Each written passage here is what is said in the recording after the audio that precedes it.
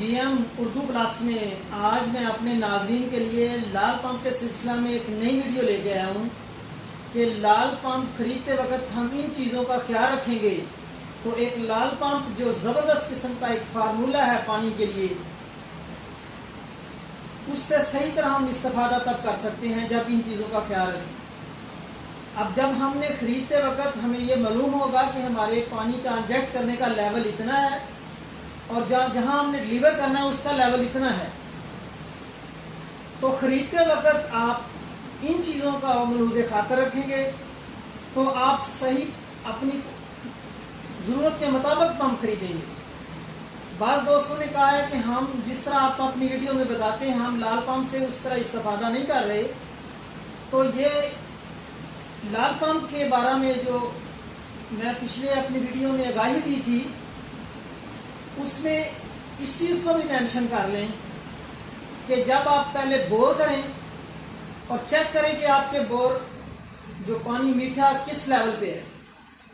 Bore करने के बाद अपनी मोटर परचेज करें और फिर मोटर परचेज करते वक्त अपने दुकानदार से ये मशवरा करें कि हमें वो वाला लाल पंप चाहिए जो इतने फुट से इंजेक्ट कर सकता है, ग्राउंड फुट से, और इतने तक डिलीवर कर सकता है। क्योंकि मुख्तलिफ लाल पंप के साइज होते हैं, इंजेक्ट करने का पाइप, अंपेलर का साइज, डिलीवर करने का पाइप का साइज, और सबसे बड़ी बात कि मोटर की ताकत। अगर आपका लेवल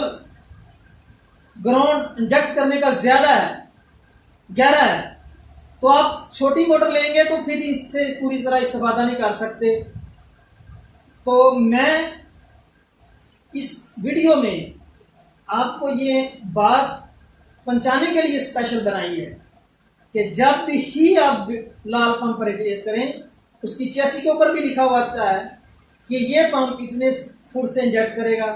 और इतने तक डिलीवर करेगा। उसके मुताबिक अपनी ज़रूरत के मुताबिक पंप खरीदें और उससे भरपूर फ़ायदा हासिल करें। और हमेशा ही लाल पंप एक ऐसा फार्मूला है जिसे हम उस बनाने वाले को खराज तहसीन पेश करते हैं।